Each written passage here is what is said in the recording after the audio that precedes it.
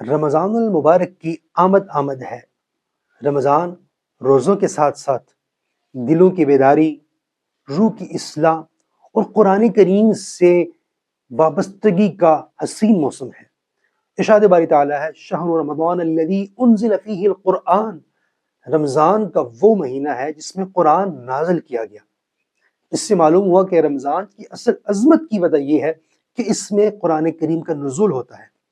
تو اس رمضان المبارک کو یہ عزم کیجئے کہ ہم نے قرآن کریم کی تلاوت کے ساتھ ساتھ اس کو سمجھ کر عمل بھی کرنا ہے۔ رمضان المبارک 3 مرحلوں میں بندے کو اللہ رب العالمین کے قریب لے جاتا ہے۔ اس کا پہلا عشرہ رحمت کا موسم ہے، اللہ کی رحمت کا نزول ہوتا ہے جو دل کو اللہ کی طرف مائل کر دیتا ہے۔ پھر دوسرا عشرہ وہ مغفرت کی سند لے کر آتا ہے، یعنی اپنی گناہوں کی معافی اور سابقہ کوتاہیوں کو دھونے کا عظیم موقع اللہ عطا کرتا ہے۔ اس کے بعد تیسرا عشرہ جہنم سے آزادی اور شب قدر جیسی عظیم رات لے کر آتا ہے۔